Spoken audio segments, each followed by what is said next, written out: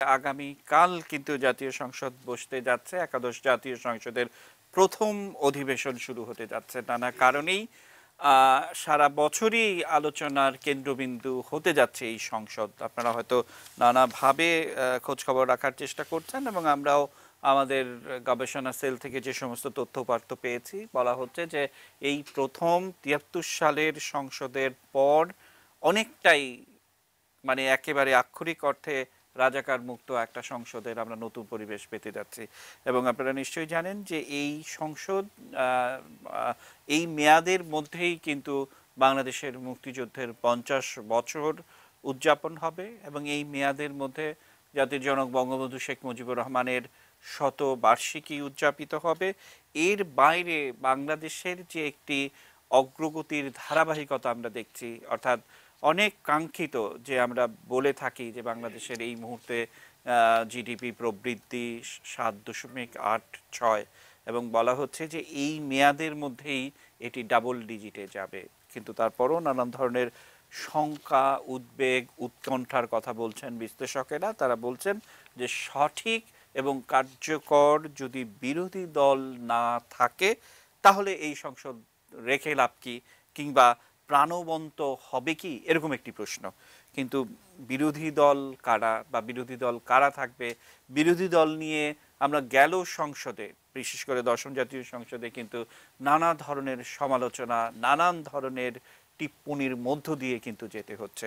আমরা আজকে বিশেষ করে আগামীকাল সংসদ শুরু হতে যাচ্ছে, হোক প্রাণবন্ত সংসদ আমাদের আজকের শিরোনাম। আমরা যাদেরকে পেয়েছি তাদেরকে একটু পরিচয় করিয়ে দিতে চাই। আমাদের সঙ্গে আছেন বাংলাদেশ জাসদের কার্যকরী সভাপতি মাইনুদ্দিন খান বাদল এমপি। স্যার, আপনাকে স্বাগত জানাচ্ছি, অনেকদিন পর আপনাকে পেয়েছি। আমাদের সঙ্গে আছেন জাতীয় পার্টি প্রেসিডিয়াম সদস্য কাজী ফিরোজ রশিদ এমপি। এবং আমরা যে সমস্ত তথ্যপাত্র পেয়েছি আপনারা কিন্তু বিরোধী দল হিসাবেই কিন্তু এবার সংসদে বসছেন, এরকম একটি বিষয়। এবং সরকারি দলের ভোলা ৩ সংসদ সদস্য নুরুন নবী চৌধুরী শাওন এমপিকে আমরা পেয়েছি। শাওন ভাই, আপনাকে স্বাগত জানাচ্ছি। আমরা অধ্যাপক সরকার ও রাজনীতি বিভাগ, জাহাঙ্গীরনগর বিশ্ববিদ্যালয়ের ডক্টর আব্দুল লতিফ মাসুদ স্যারকে পেয়েছি।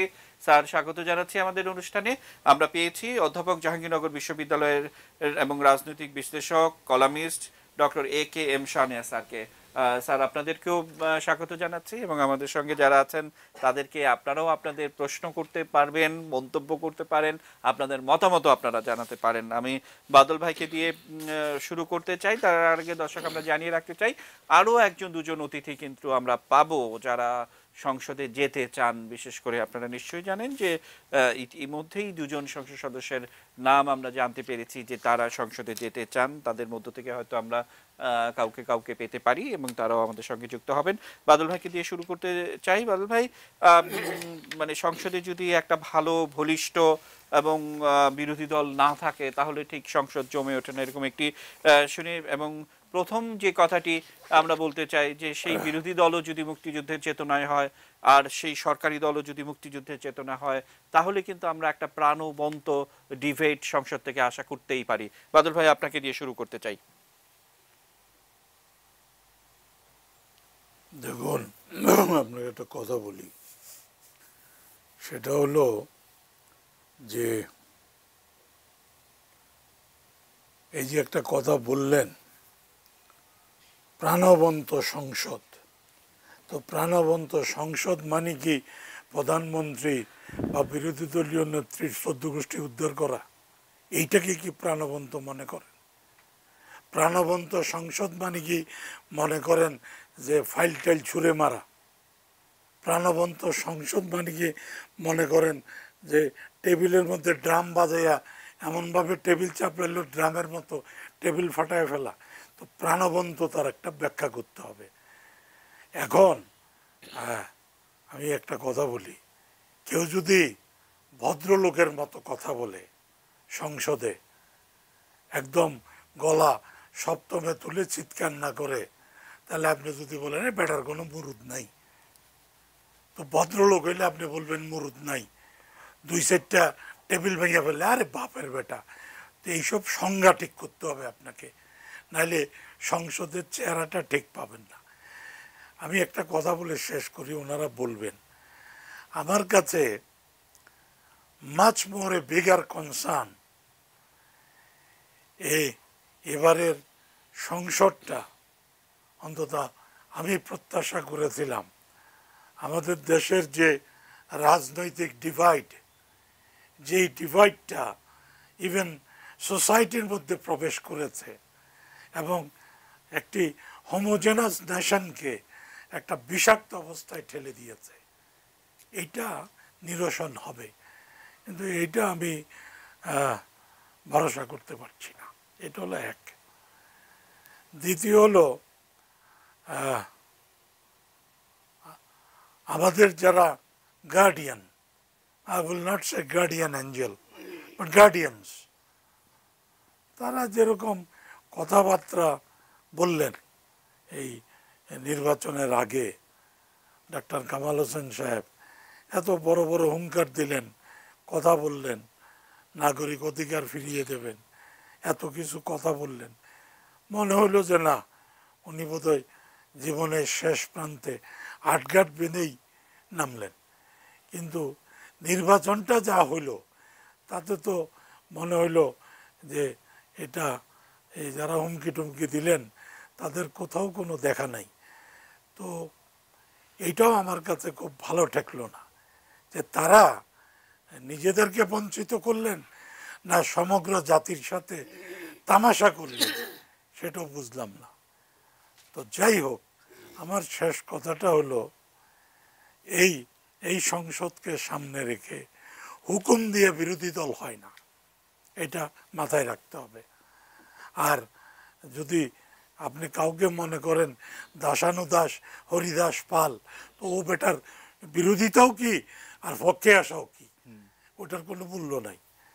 আমি যেটা বলবো যে যারা সংসদ সদস্য আছেন, let them uphold the truth.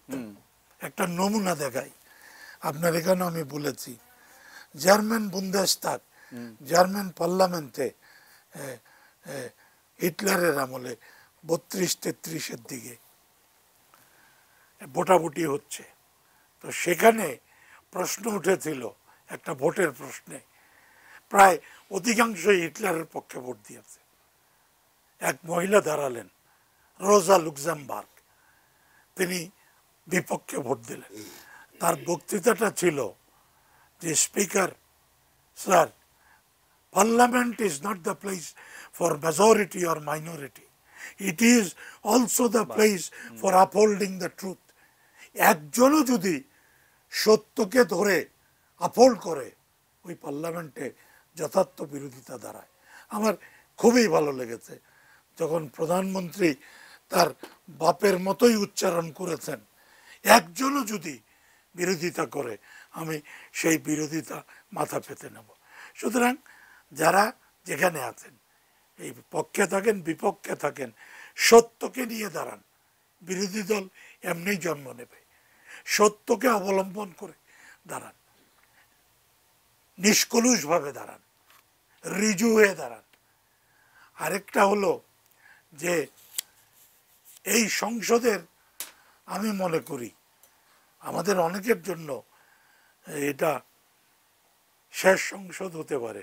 আমার পাশে আমার মুক্তিযুদ্ধের বন্ধু কাজী ফিরোজ সাহেব আছেন, বেশি প্রত্যাশা করার দরকার নেই, এরপরে দেখা যাবে আমাদের স্ক্রু দিয়ে শরীর টাইট করে রাখতে হয়েছে।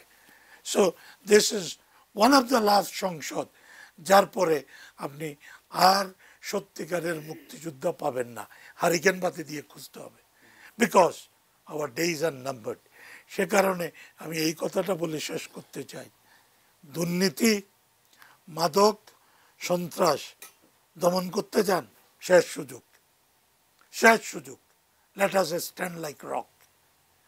দ্বিতীয়, আপনি গণতন্ত্রের পিলারগুলো, ইনস্টিটিউশনগুলো দাঁড় করিয়ে দিতে চান, এই দুইটা কাজ যদি করতে পারে, ইনস্টিটিউশনগুলো যদি আমরা সঠিকভাবে দাঁড় করিয়ে যেতে পারি, আর ওই তিনটা বিষয়ের উপর যদি যথার্থ বিতর্ক সংসদে নিয়ে আসতে পারি, আপনি বিরোধী দলের চেহারা দেখবেন।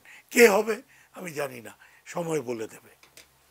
বাদল ভাই, অসংখ্য ধন্যবাদ আপনাকে, কারণ আপনি যেভাবে বলছিলেন এবং আমিও ঠিক ঠিক সেই বিষয়গুলো মাননীয় প্রধানমন্ত্রী যখন সংলাপে আপনাদেরকে ডেকেছিলেন, ঠিক এ ধরনের বক্তব্যই কিন্তু আপনি দিয়েছিলেন। আমরা তার পরের দিন খবরের কাগজে সেগুলো পড়েছিলাম যে, আর যেভাবে আপনি বলছেন আমাদেরই কিন্তু মন খারাপ হয়ে যাচ্ছে যে এটাই হয়তো আপনার শেষ সংসদ, বা অনেক মুক্তিযোদ্ধা হয়তো তাদের এটাই সংশোধক। এটা শুনে আমি, আমার বয়স যত, তাতেই আমি খুব মানে ইমোশনাল এবং খুব মন খারাপ হয়ে যাচ্ছে যে আপনারা ইতিহাসের সাক্ষী, কালের সাক্ষী, বাংলাদেশের অনেক চড়াই উত্থান এখানে পতন আমরা দেখেছেন। একটু বলি, জি সেটাও দর্শকদের বলেন।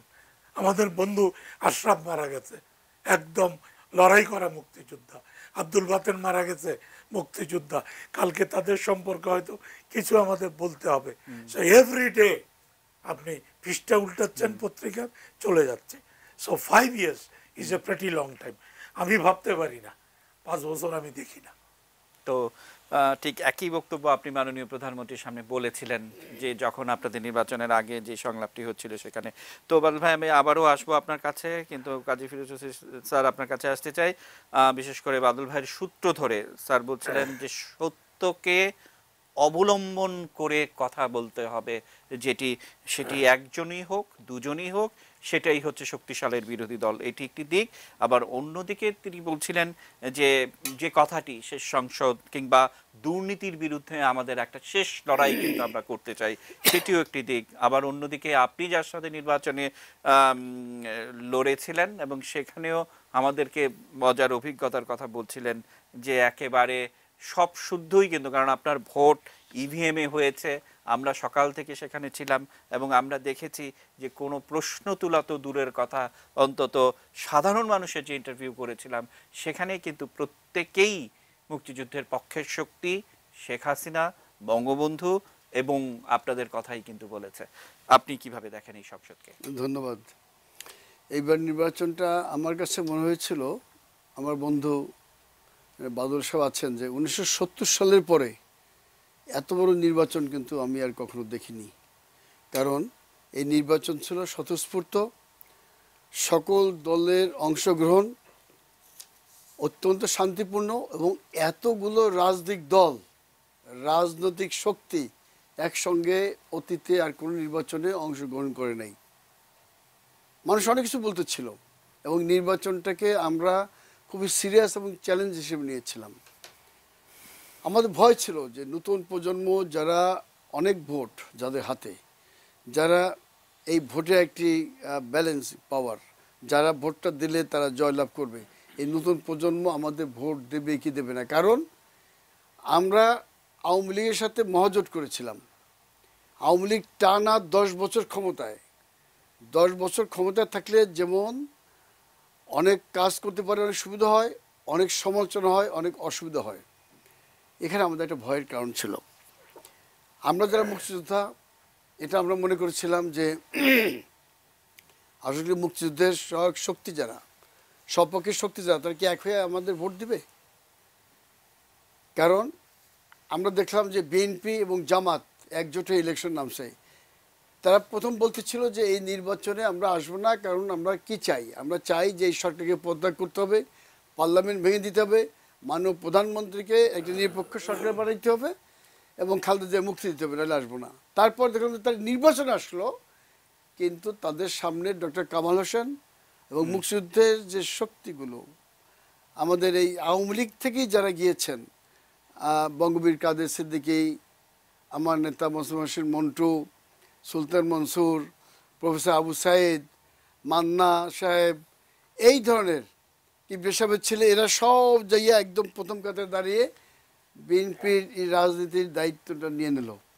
তা তারা সামনে কাতারে, মানুষ দেখে যে কামাল হোসেন সাহেব এবং স্বাধীনতার পক্ষের শক্তি সামনে কাতারে, মাঝে বিএনপি, পিছনে জামাত।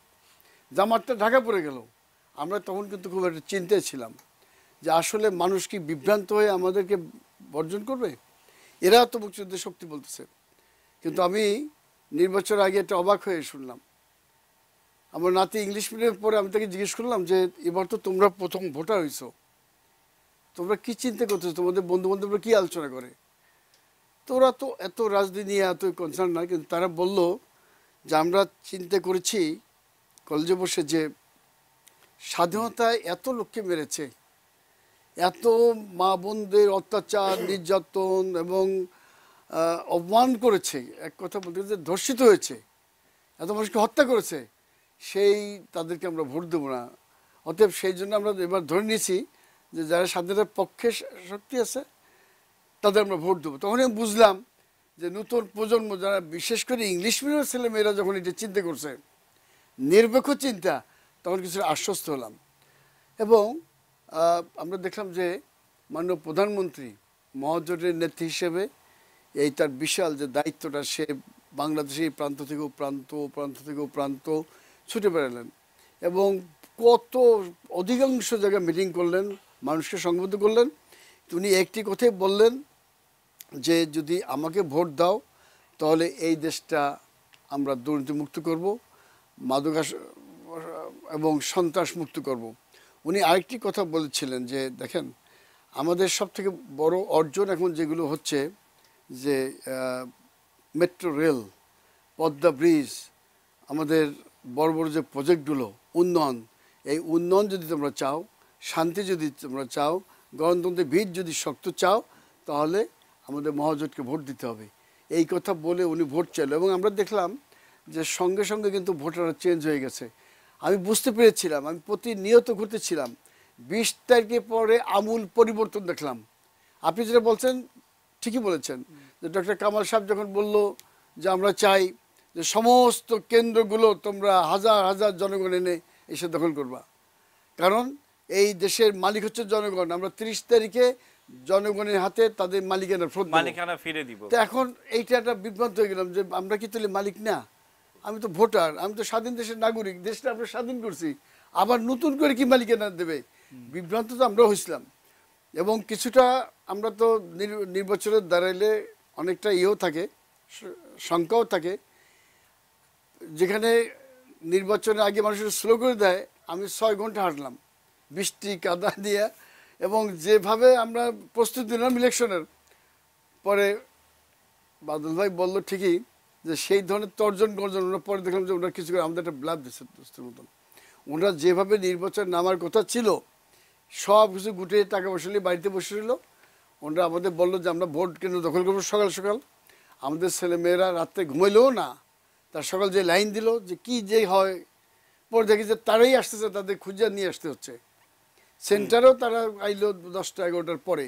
এবং মানুষ যেভাবে এবার স্বতঃস্ফূর্তভাবে ভোট দিয়েছে, আমি দীর্ঘদিন যাবৎ এই ধরনের স্বতঃস্ফূর্ত দেখি নাই এবং অত্যন্ত শান্তিপূর্ণ এই নির্বাচন ছিল। আমি আরেকটা কথা বলি যে এই সংসদটা, আমি সম্পূর্ণ একমত আমার বন্ধু বাদল সাহেবের সাথে, যে এই সংসদ হচ্ছে স্বাধীনতার সপক্ষের একটি সংসদ।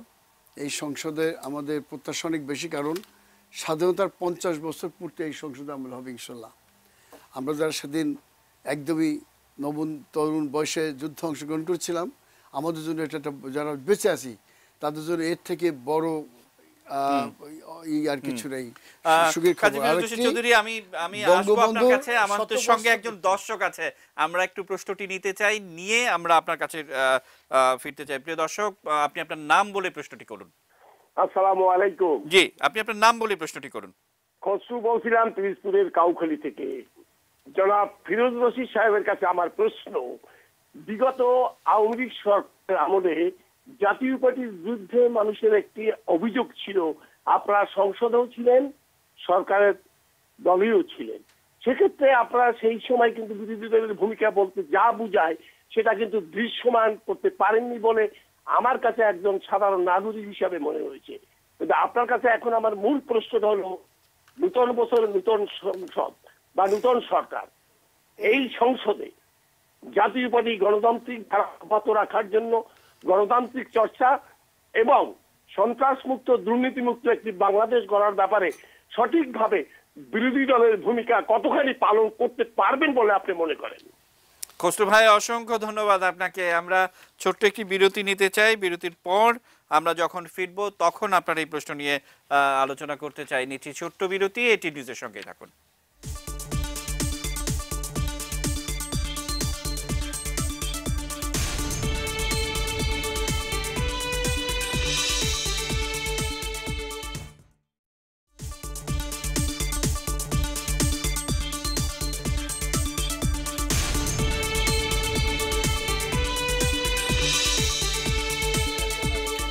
প্রিয় দর্শক, বিরতির পর আবারও আমন্ত্রণ জানাচ্ছি, দেখছেন এটিএন নিউজ। আমরা রয়েছি আনোয়ার সিমেন্ট নিউজ আওয়ার এক্সট্রার মধ্যে। আমরা কথা বলছি হোক প্রাণবন্ত সংসদ। আপনারা জানেন যে আগামীকাল একাদশ জাতীয় সংসদ অধিবেশনের প্রথম অধিবেশন বসছে। আমরা এতক্ষণ বিশেষ করে জাতীয় পার্টি এবং বাংলাদেশ জাসদের বাদল স্যারের বক্তব্য শুনলাম। আমরা সরকারি দলের সংসদ সদস্য ভোলা ৩ থেকে নির্বাচিত নুরুন নবী চৌধুরী শাওন, কেন এবারের সংসদ অনেক বেশি আলোচিত হবে? নুরুন নবী চৌধুরী। ধন্যবাদ আপনাকে দাদা। আপনার মাধ্যমে আমার নির্বাচনী এলাকার 5 লক্ষ ভোটার যারা আমাকে গত 30 ডিসেম্বর বিপুল ভোটে ইতিহাস সৃষ্টি করে যারা বিজয়ী করেছে, সেই আমার নির্বাচনী এলাকার সর্বস্তরের জনসাধারণের প্রতি আমি কৃতজ্ঞতা জানিয়ে আমি আপনার প্রশ্নের উত্তর দিচ্ছি। আগামী সংসদটা আমাদের কাছে, বিশেষ করে আমরা যারা তরুণ সংসদ সদস্য, যদিও গত 3বার আমি আমার নির্বাচনী এলাকা থেকে আমি মাননীয় প্রধানমন্ত্রীর উন্নয়নের প্রতি আস্থা রেখে এলাকার মানুষ আমাকে বিপুল ভোটে বিজয়ী করেছে। আজকে আমাদের কাছে অনেক গুরুত্বপূর্ণ, কারণ আমরা যেই বাংলাদেশটা দেখতে চাচ্ছি, অর্থাৎ শেখ হাসিনার উন্নত সমৃদ্ধশালী দুর্নীতিমুক্ত, মাদকমুক্ত, সন্ত্রাসমুক্ত, জঙ্গিবাদমুক্ত একটি বাংলাদেশ, সেই বাংলাদেশের স্বপ্ন পূরণে যে প্রধান অন্তরায় যেটা ছিল, যেটা 1971-এর পরাজিত শক্তিরা বিভিন্নভাবে আমাদেরকে এই মুক্তিযুদ্ধের বাংলাদেশ, দুর্নীতিমুক্ত বাংলাদেশ, জঙ্গিবাদমুক্ত বাংলাদেশ বিনির্মাণের জন্য তারা বিভিন্নভাবে কিন্তু প্রতিবন্ধকতা সৃষ্টি করত। আজকে এই যে সংসদ, আগামীকাল যেটা প্রথম অধিবেশন শুরু হচ্ছে একাদশ জাতীয় সংসদ, এই সংসদে আমাদের জন্য সবচেয়ে সুখের যেটা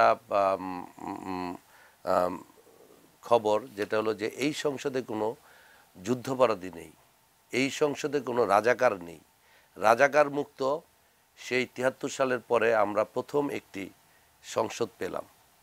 যার কারণে আমরা তরুণরা, আমরা যারা আজকে এই গত 3টি নির্বাচনে, বিশেষ করে 2008-এর নির্বাচন, 2014-এর নির্বাচন এবং এই বর্তমান নির্বাচনে মাননীয় প্রধানমন্ত্রীকে মুক্তিযুদ্ধের চেতনায় অসাম্প্রদায়িক বাংলাদেশ বিনির্মাণের লক্ষ্যে এবং উন্নত সমৃদ্ধশালী, ক্ষুধা দারিদ্র্যমুক্ত জাতির পিতার যে স্বপ্নের সোনার বাংলা বিনির্মাণের জন্য যেই সংসদ দরকার, আমরা সেই সংসদই আমরা পেয়েছি বিধায়। এবং এই সংসদের গুরুত্ব যেটা আমার পূর্ব বক্তারা যিনি বলেছেন, যেটা ফিরোজ ভাইও বলেছেন এবং আমাদের মাইনুদ্দিন খান বাদল ভাইও বলেছেন, যেটা হলো যে আমাদের এই সংসদ আমাদের কাছে গুরুত্ব, যেটা হলো যে আমাদের মুক্তিযুদ্ধের 50 বছর পূর্তি করতে যাচ্ছে এই সংসদের অধীনেই, এই সংসদের মেয়াদকালের সময়। আর একটি বিষয় হলো যে আমাদের কাছে যেটা বাঙালির সর্বকালের সর্বশ্রেষ্ঠ সন্তান, বাঙালির স্বাধীনতার স্বপ্নপুরুষ, স্বপ্নদ্রষ্টা, মহান স্বাধীনতার স্থপতি, জাতির পিতা বঙ্গবন্ধু শেখ মুজিবুর রহমানের শতবার্ষিকী আমরা উদযাপন করতে যাচ্ছি এই সংসদের মেয়াদকালে 2020 সালে। আজকে আমরা তাই বলবো যে আমাদের এই প্রজন্মের কাছে, আমরা যারা মুক্তিযুদ্ধ দেখিনি কিংবা মুক্তিযুদ্ধের সময় খুবই ছোট ছিলাম, মায়ের কোলে ছিলাম, আজকে আমাদের কাছে এই সংসদের মাধ্যমে যে জাতির পিতার যে শত বৎসর যে আমরা পালন করতে যাব জন্মবার্ষিকী, এবং মুক্তিযুদ্ধ যে স্বাধীনতা আমাদের বাঙালির সবচেয়ে বড় অর্জন, আমাদের যত অর্জন আছে এর মধ্যে বাঙালির সবচেয়ে বড় অর্জন হলো আমাদের এই মহান স্বাধীনতা। এই স্বাধীনতার যে আমরা 50 বছর পূর্তি উদযাপন করব, এবং মুক্তিযোদ্ধারা, আজকে মাইনুদ্দিন খান বাদল ভাই বলেছেন যে এটাই তাদের শেষ সংসদ, কিংবা তারা যারা মুক্তিযুদ্ধে হয়েছে 50 বছর আগে, 20 বছর যেই তরুণের বয়স ছিল, যারা জীবন বাজি রেখে বঙ্গবন্ধুর 7ই মার্চের ভাষণে উদ্বুদ্ধ হয়ে যেদিন তারা জীবন বাজি রেখে এই প্রিয় মাতৃভূমিকে হানাদার মুক্ত করেছিল, সেই মুক্তিযোদ্ধাদের আমাদের এই মহান সংসদের মেয়াদকালেই আমরা সম্মান প্রদর্শন করে আমরা আমাদের কিছুটা ঋণ আমাদের সেই মুক্তিযোদ্ধাদের শান ভাই, আমি আসবো আমরা আমার শোধ করতে সঙ্গে পারবো। দুজন ধন্যবাদ। স্যার আছেন, স্যারের কাছে যেতে চাই, বিশেষ করে শানিয়া স্যার। স্যার, একটা বিষয় যে প্রাণবন্ত হবে কি হবে না এরকম একটি বিতর্ক কিন্তু আছে, এবং সেই বিতর্কে আপনার যদি কোনো পয়েন্টস থেকে থাকে, কিংবা আমাদের যারা মাননীয় সংসদ সদস্য আছে তাদেরকে যদি কোনো প্রশ্ন করতে চান, শানিয়া স্যার। আমি শুরুতেই সংসদ অধিবেশন শুরু হতে যাচ্ছে কাল, যারা নির্বাচিত হয়ে যাচ্ছেন সেখানে তাদের অভিনন্দন জানাই এবং প্রত্যাশা রাখি তাদের পথ কুসুমাস্তীর্ণ হোক। প্রশ্ন যেটা, তার আলোকে যদি বলি, প্রাণবন্তের চমৎকার ব্যাখ্যা বাদল ভাই শুরুতে বলেছেন। আমি আমার দিক থেকে বলবো যে সংসদ প্রাণবন্ত না হওয়ার আমি কারণ দেখি না। কারণ সংসদে ওই অর্থে যে বিরোধী দল শূন্যতা বলে আশঙ্কা করা হচ্ছে, সেই রকম থাকলেই যে বা না থাকলে যে প্রাণবন্ত হবে না এমন নয়। আর বিরোধী দল নেই সেটাও তো আমরা বলবো না। বিরোধী দল যদি বিরোধিতা মানে সংসদে বিতর্ক তৈরি করা, তোলা, প্রয়োজনীয় বিতর্কগুলো নিয়ে আসা, সেটা তো সরকারি দলের ভেতর যারা আছে তারাও করতে পারেন, যদি আমরা ছকবন্দি না হই। আমাদের রাজনীতিতে আবার ছকবন্দির ব্যাপার আছে, যে না, আমার দলের যে কোনো কথার বিরুদ্ধে আমি বলতে পারবো না। তা থেকে যদি মুক্ত হতে পারেন আমাদের সাংসদরা, সেই সক্ষমতা যদি থাকে বা সেই পরিবেশ যদি থাকে, সেটা একটি ব্যাপার, তাহলে আমরা অনেক পেয়ে যাচ্ছি যৌক্তিক কথা তোলার। আর তার বাইরে যারা আছেন, আজকে জাতীয় পার্টি এবার তো সরকারে এবং বিরোধী দলে এইরকম না, তারা এবার একেবারেই বিরোধী দলে আছে। সুতরাং আমরা তাদের কাছ থেকে আশা করব বিরোধী দলের দায়িত্বগুলো পালন করা। আর যারা আসছেন, আমি আশা করব যে আরও যারা আসছেন না তারাও সংসদে আসুন, যারা পাশ করেছেন। কারণ এই একটি ব্যাপার আমার কাছে খুব প্রশ্ন দাঁড়ায়, যে এই সেদিন যেমন বিএনপি বলছে তারা সংসদে আসবে না, সেদিন অলি আহমেদের কথা শুনলাম, তিনি বললেন বেইমানি করবে যারা যাবে। আমি তাহলে পাল্টা প্রশ্ন যদি করার সুযোগ আমার থাকতো, বলতাম যারা ভোট দিয়েছে সংসদে যাওয়ার জন্য, না গিয়ে তাদের সাথে বেইমানি হয় কি না। তো এই সমস্ত বিষয়গুলো কাটিয়ে আমরা প্রত্যাশা করব তারাও আসবেন, যদি আসেন। এবং তাহলে অন্তত যে ধরনের সংস্কৃতি আমাদের আছে, যে বড় বিরোধী দল অনেকগুলো সিট নিয়ে আছে, আর সরকারি দল তো আছেই, তারপরে যেটা বাদল ভাই বললেন তাই তো, সেই আমরা দেখেছি ফাইল ছোড়াছুড়ি বা শ্রাব্য নয় এমন কথাবার্তা বলা, এবং তার সাথে যেটা হতো যে নিরন্তর সংসদ বর্জন করে যাওয়া, অর্থাৎ ওয়াকআউট করে আর ফিরে নিয়ে আসা, এবং সিগনেচার করে 90 দিনের মাথায় অন্তত ধরে রাখা, এরকম অদ্ভুত সংস্কৃতিটা এবার হবে না। গতবারও যে কারণে হয়নি, এবারও হবে না। যদি না হয়, তখন নিশ্চয়ই যারা সংসদে আছেন তারা যৌক্তিক কথাগুলো মানুষের জন্যই কথা বলবেন, এবং এই প্রত্যাশা তাদের রাখে। কিন্তু ভয় কিন্তু একটা আছে, ভয় আছে এখানে যে আমরা ঠিক এখনও স্পষ্ট হচ্ছে না, যে যেরকম জানি যে তারা আইন প্রণেতা, প্রকৃত অর্থে যদি তাই হতেন তাহলে আইন সংক্রান্ত বা সংসদে যে বিলগুলো আসে তা নিয়ে অধিকাংশকে আমরা পার্টিসিপেট করতে দেখতাম। সেটা আমরা দেখিনি, বরঞ্চ অনেককেই দেখেছি তাদের কালে ভদ্রে সংসদে পেতাম আমরা। এই জায়গা থেকে বেরোতে হবে। আরেকটা জিনিস আমি সবসময় এই কষ্টটা আমার থাকে, যে অধিকাংশই বলবো, মাফ করবেন যদি আমার ভুল হয়, যে যারা যেই অঞ্চলের মানুষের ভোটে এসছেন তাদের কাছে কিন্তু তারা কম থাকেন নির্বাচিত হওয়ার পরে। আগে আমরা দেখেছি যে যারা সংসদ অধিবেশনে বসার পরে এমপি হোস্টেল ছিল, তারা সেখানে আসতেন, দায়িত্ব পালন করে আবার ফিরে যেতেন। তারপরে একটা সময় দেখলাম এমপি হোস্টেলের পাশাপাশি ন্যাম ফ্ল্যাট, এগুলো অর্থাৎ পার্মানেন্টলি ঢাকা থাকার একটা বন্দোবস্ত করে দেওয়া হয়েছে। এবং আমি নিজেও জানি, নিজেদের অনেক প্রয়োজনে আমাদের যে স্থানীয় সংসদ সদস্য, তাদের কাছে প্রয়োজনে মানুষ খোঁজ পাচ্ছে না, যেতে পারছে না। আবার যদি যায়ও, যে জিনিসটা আমি দেখেছি, যে আমি নিজেও কিছুদিন আগেও এরকম একটি আমার এক সিনিয়র বড় ভাই একটা বিপদে পড়েছিলেন, যেটা সংসদ সদস্যের কাছে গেলে তিনি উপকার পাবেন, কিন্তু তাকে পাওয়া খুব মুশকিল, বা তাদের পাওয়া মুশকিল। আবার তাদের হয় যে পেতে হলে তার আবার একজন বিশিষ্ট মানুষ আছে, তার মাধ্যমে যেতে হবে। এটা প্রায় অধিকাংশতে হয়ে গেছে। দারুণ। এই এবং- জিনিসগুলো এবং থেকে যদি আমরা স্যার যে জি। কথাগুলি বললেন এবং আমাদের মাননীয় সংসদ সদস্য যে তিনজনকে আমরা আজকে পেয়েছি তারা নিশ্চয়ই সেটির জবাব দিবেন এবং নিশ্চয়ই বাদল ভাই আছেন বা ফিরোজ স্যার আছেন, আপনারা তো দিবেনই। অন্যদিকে মাসুম স্যারের কাছে যেতে চাই যে স্যার দুজন সংসদ সদস্য ইতিমধ্যেই শপথ নেওয়ার কথা বলেছেন এবং বিএনপিকেও সংসদে ফিরিয়ে আনার কথা ইতিমধ্যে আলোচনা চলছে। আবার কর্নেল অলির কথা বলছিলেন যে যদি যান তাহলে বেইমানি করা হবে, কিন্তু না যাওয়াটা বেইমানি কিনা এরকম একটি ডিবেটও কিন্তু আছে। আবার কিভাবে আরো বেশি প্রাণবন্তকরণ করা যায় সেটিও কিন্তু একটা প্রস্তাবনা আসতে পারে। আপনি কিভাবে দেখেন স্যার? ধন্যবাদ আপনাকে। আমি আমার কথা শুরুতে একটি বিষয় যারা ইতিমধ্যে আলোচনাক্রমে উল্লেখ করেছেন যে ইনসার্টস অফ ট্রুথ, এই কথাটার উপর বেশি গুরুত্ব দিতে চাই। আগামীকালকে জাতীয় সংসদের অধিবেশন বসছে, কিন্তু নির্বাচনটি কি সঠিক, নিরপেক্ষ, সুষ্ঠু হয়েছে কিনা সেটি আপনারা আপনাদের বিবেকের কাছে জিজ্ঞাসা করে উত্তর দেবেন, এর বেশি আমার কিছু বক্তব্য নেই। দ্বিতীয় কথা হলো যে মানে সংসদটি প্রাণবন্ত হতে পারে কিনা।